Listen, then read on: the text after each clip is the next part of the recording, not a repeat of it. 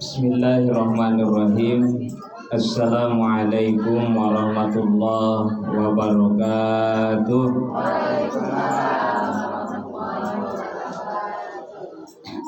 Alhamdulillahi rabbil alamin. Wa bihi nasta'inu ala umuri dunya waddin. Wa sallallahu ala sayyidina Muhammad wa ala alihi wa sahbihi ajma'in, amma ba'du.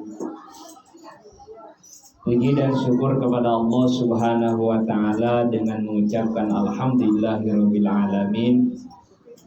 Salawat beserta salam kepada baginda kita Nabi besar Muhammad sallallahu alaihi wasallam dengan mengucapkan Allahumma shalli ala sayyidina Muhammad wa ala ali sayyidina Muhammad.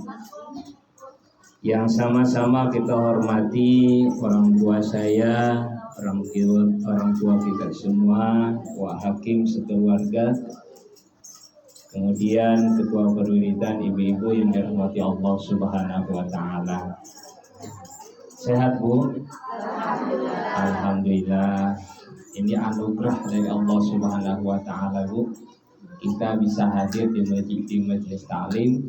Mudah-mudahan usia kita semakin diberkahi oleh Allah Subhanahu wa ta'ala.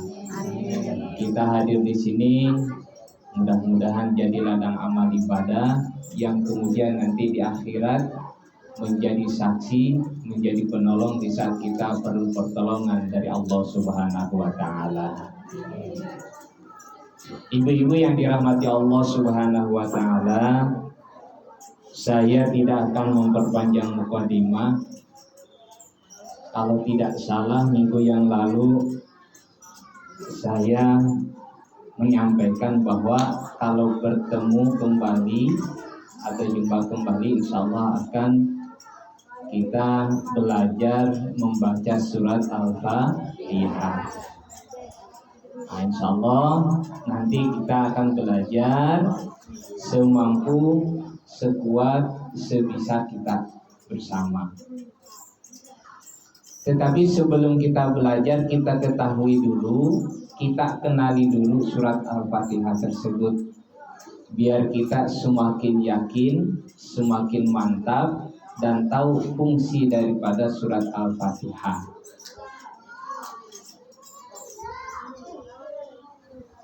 Lalu pertanyaannya, Ustaz, kapan surat Al-Fatihah itu diturunkan dan apa asbabul nuzulnya, apa sebab diturunkannya surat Al-Fatihah diturunkan?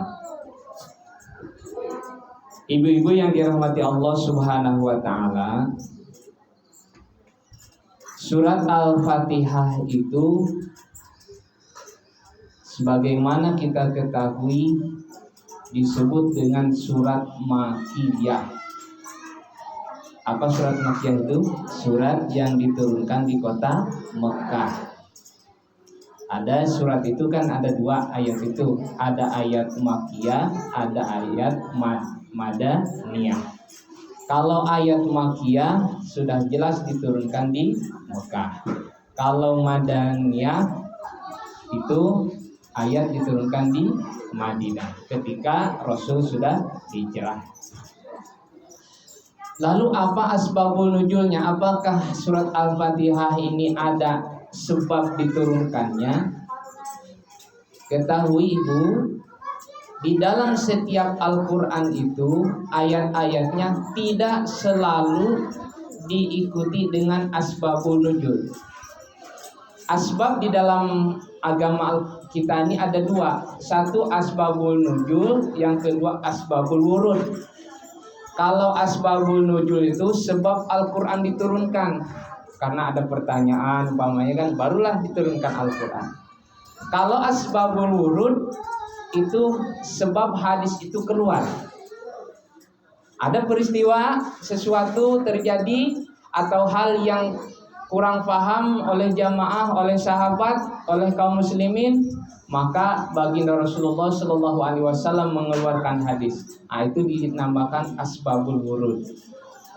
Kalau asbabul nuzul itu sebab Al-Quran itu diturunkan. Tetapi ingat, tidak setiap ayat yang di Al-Quran itu ada sebabnya.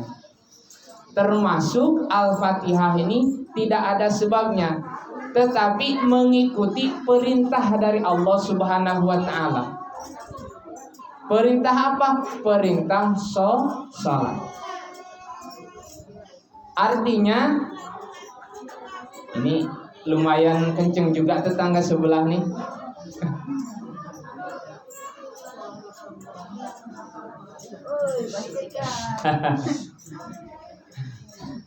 Ini ibu tetangga sebelah lagi ngerumpi dia. Jadi ketika baginda Rasulullah SAW setelah melaksanakan Isra dan Mi'raj yang hasilnya perintah sholat, maka turunlah ayat atau surat Al-Fatihah. Nah, jadi itu sebab turunnya surat Al-Fatihah. Lalu bagaimana peristiwa ketika surat Al-Fatihah diturunkan oleh Allah Subhanahu wa Ta'ala ke alam dunia? Peristiwanya luar biasa, Bu. Surat Al-Fatihah diturunkan, maka pintu langit dibuka oleh Allah Subhanahu wa Ta'ala. Hal ini disampaikan oleh Ibnu Abbas. Hadis riwayatnya diriwayatkan oleh Imam Muslim. Ketika Rasul dan malaikat Jibril sedang duduk, tiba-tiba terdengar suara gemuruh dari langit yang begitu luar biasa kencang. Rasul bertanya kepada malaikat Jibril, "Wahai Jibril, suara apa itu?" Maka malaikat Jibril menjawab, "Ketahuilah wahai Muhammad, saat ini pintu langit sedang dibuka oleh Allah Subhanahu wa Ta'ala." Selesai suara gemuruh berhenti, maka turunlah malaikat. Malaikat ini tidak pernah turun ke alam dunia kecuali waktu membawa surat Al-Fatihah. Kemudian malaikat tersebut membawa 2 cahaya. Berbicaralah malaikat tersebut kepada Nabi Muhammad, "Wahai Muhammad, terimalah 2 cahaya ini. Sesungguhnya cahaya ini belum pernah diturunkan kepada nabi-nabi sebelumnya, kepada rasul-rasul sebelumnya." Lalu apa cahaya tersebut? Cahaya tersebut adalah surat Al-Fatihah dan surat Al-Baqarah ayat terakhir. Lillahi ma fis samawati wa ma fil ard wa in tubdu ma fi anfusikum aw tukhfu yuhasibkum bihillah. Sampai itu terakhir surat Al-Baqarah. Itu 2 cahaya. Maka salah satu keistimewaan surat Al-Fatihah, tidak ada ayat yang lain ketika diturunkan ke bumi pintu langit terbuka, dibuka oleh Allah Subhanahu wa Ta'ala. Istimewa untuk surat Al-Fatihah, maka dibuka pintu langit oleh Allah Subhanahu wa Ta'ala. Lalu kemudian kita ketahui juga apa sih keistimewaan surat Al-Fatihah. Surat Al-Fatihah itu adalah ibu daripada Al-Quran, induk daripada Al-Quran. Alhamdulillahi ummul Quran wa ummul kitab. Sesungguhnya Alhamdulillah itu berarti maksudnya adalah surat Al-Fatihah adalah ummul Quran, ibunya Al-Quran, atau ummul kitab, ibunya kitab. Bu, coba kita berpikir lebih jauh sedikit.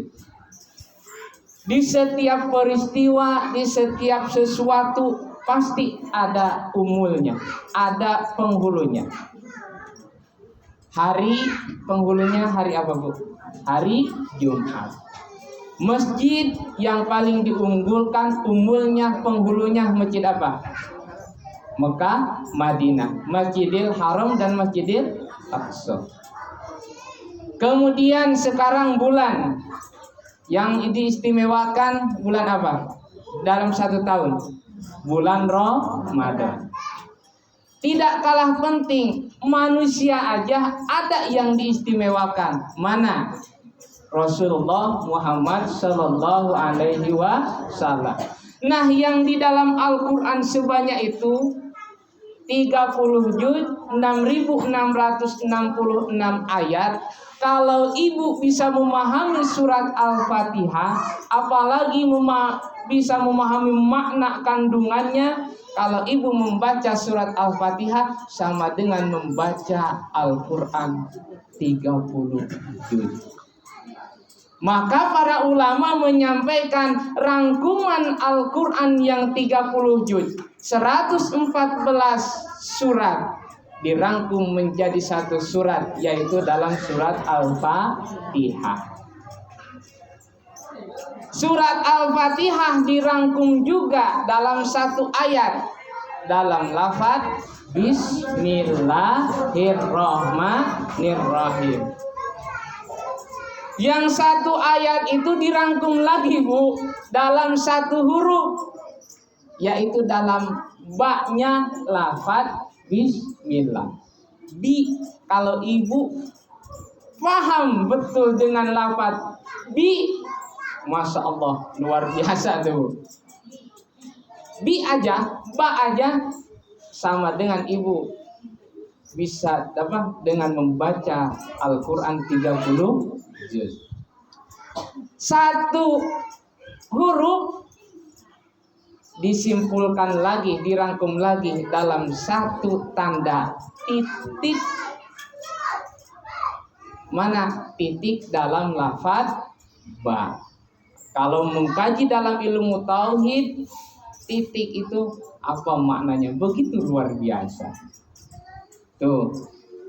Yang kedua, bahwa Al-Fatihah adalah merupakan Ummul Quran, Ummul Kitab, ibunya Al-Quran, ibunya kitab. Yang kedua, surat Al-Fatihah adalah termasuk obat dari segala macam penyakit. Al-kitabu syifa'an min kulli da'in fatihatin. Ini hadis baginda Rasulullah sallallahu alaihi wasallam. Bahwa sesungguhnya di dalam kitab itu ada, di dalam Al-Qur'an itu ada obat yang begitu luar biasa. Apa obat itu? Adalah surat Al-Fatihah. Wa nunazzilu minal Qur'ani ma huwa syifaa. Tunjuknya adalah ke surat Al-Fatihah. Termasuk ayat ruqyah yang paling mujarab, yang paling dahsyat adalah Al-Fatihah. Kenapa? Karena ada peristiwa, Bu. Sahabat Rasulullah Shallallahu Alaihi Wasallam sedang mengembara, sedang menempuh perjalanan jauh. Ada sekelompok budak hamba sahaya, rupanya kepala sukunya itu sedang sakit. Di situ tidak ada pengobatan, apalagi dokter. Kalau zaman dulu kan jauh dari dokter. Tidak ada pengobatan, lalu kemudian si kepala suku tersebut minta diobati. Anggotanya kepala suku tersebut berjumpalah dengan sahabat baginda Rasulullah Sallallahu Alaihi Wasallam, minta tolong kepada sahabat baginda Rasulullah Sallallahu Alaihi Wasallam, ditolonglah. Kemudian dibacakan surat Al-Fatihah. Alhamdulillah sembuh. Apa hadiahnya, Bu? Tak nanggung-nanggung 50 ekor kambing. Mendapat hadiah tersebut, lalu kemudian sampailah kabar itu kepada Rasulullah Sallallahu Alaihi Wasallam. Lantas sahabat ditanya oleh baginda Rasul, "Wahai sahabat, apa yang dibacakan tadi?" "Ya Rasulullah, yang aku bacakan tadi kepada orang yang sakit adalah surat Al-Fatihah." Ketahuilah wahai sahabat, sesungguhnya Al-Fatihah termasuk daripada ayat ruqyah. Ruqyah syar'iyah. Ruqyah syariah itu yang disyariatkan oleh baginda Rasulullah Shallallahu Alaihi Wasallam, bukan mantra. Yang akhirnya apa? Kambing yang 50 dibagi-bagi, disembelih, Bu. Kambing hadiah dari kepala suku dari budak tersebut. Masya Allah, luar biasa. Tuh keutamaan daripada surat Al-Fatihah. Lalu kemudian ini yang terpenting, surat Al-Fatihah termasuk daripada rukun sholat. La sholata liman lam yaqra'u bi Fatihatil kitab. Tidak sah sholat kita kalau tidak membaca surat Al-Fatihah. Maka Al-Fatihah tadi waktu pertama saya sampaikan diturunkan ketika setelah baginda Rasulullah menerima wahyu, menerima amanat melaksanakan sholat. Lalu kemudian setelah itu turunlah ayat Al-Quran surat Al-Fatihah, yaitu yang dibaca di dalam ketika kita sholat. Terakhir, keistimewaan surat Al-Fatihah jelas diterangkan di dalam Al-Quran. Walaqad atainaka sab'a minal masani wal Qur'anil adim. Bahwa sesungguhnya di dalam Al-Quran itu ada surat yang diulang-ulang dalam waktu sehari kita, keseharian kita. Diulang-ulang kapan? Yaitu ketika kita sholat. Paling tidak kalau kita melaksanakan sholat, berapa kali mengulang kita membaca surat Al-Fatihah? 17. Duhur 4, Asar 4, Maghrib 3, Isya 4, Subuh 2. 17 kali surat Al-Fatihah kita baca berulang-ulang. Nah itu Bu, salah satu keistimewaan surat Al-Fatihah. Namun sekali lagi tentu ini belum semua keistimewaan daripada surat Al-Fatihah. Mari untuk selanjutnya kita belajar membaca surat Al-Fatihah dengan benar dan insya Allah sesuai dengan kaidah ilmu tajwid. Mungkin ada sebuah pertanyaan begini, Ustadz, apa hukum membaca Al-Quran menggunakan ilmu tajwid dan apa hukum mempelajari ilmu tajwid? Ada dua. Yang pertama, hukum membaca Al-Quran menggunakan ilmu tajwid. Hukum membaca Al-Quran menggunakan ilmu tajwid, hukumnya fardu ain. Apa itu fardu ain? Wajib ke setiap orang yang membaca Al-Quran menggunakan ilmu tajwid. Kenapa? Karena kalau kita membaca Al-Quran tidak menggunakan tajwid, kemungkinan besar salah membaca, maka salah arti, salah makna. Tuh. Lalu kemudian Ustadz, bagaimana hukum mempelajari ilmu tajwid? Kalau tadi kita membaca Al-Quran menggunakan ilmu tajwid, sekarang mempelajari ilmu tajwid. Hukum mempelajari ilmu tajwid hukumnya fardu kifayah. Bagaimana maksud fardu kifayah? Contoh, seumpama satu kerinci ini Bu, tidak ada yang belajar ilmu tajwid atau yang mempelajari ilmu tajwid. maka jatuhnya hukumnya satu kerinci ini berdosa. Sama dengan kita melaksanakan fardu kifayah ketika orang meninggal. Ada orang meninggal, tidak ada yang melaksanakannya, satu kerinci ini tak mau melaksanakan fardu kifayah tanpa udur. Maksud tanpa udur itu jenazah itu soleh, muslim, kita biarkan, maka satu kerinci berdosa. Sama seperti itu. Tetapi Ustadz, bagaimana kalau seperti ini? Ada di kerinci ini yang belajar ilmu tajwid, umpamanya anak MDA, anak TPQ, anak pesantren. Di kerinci ini ada yang belajar ilmu tajwid, maka satu kerinci tidak menjadi dosa. Karena sudah dilaksanakan oleh sebagian orang tadi. Namun tetap pahala bagi orang yang mempelajarinya. Nah, belajar ilmu tajwid fardu kifayah. Kita tidak diwajibkan untuk belajarnya, tetapi kalau ketika membaca Al-Quran wajib fardu ain. Wajib kita menggunakan ilmu tajwid. Kalau berbicara ilmu tajwid banyak cabangnya, Bu. Ada makharijul huruf, ada nanti hukum nun mati tan fathah tan kasrah tan dhamma, ada bagian daripada mad, banyak. Dan kalau itu tidak bisa berbicara seperti ini, Bu, harus ada papan tulis. Karena itu teori dengan praktek. Kalau ini prolog nih, satu arah berbicaranya. Kalau tajwid itu dialog. Ada nanti kami menyampaikan, mungkin ibu-ibu kemudian mempraktekkan atau bertanya bagaimana dan bagaimana cara melafalkannya. Ibu-ibu yang dirahmati Allah Subhanahu wa taala.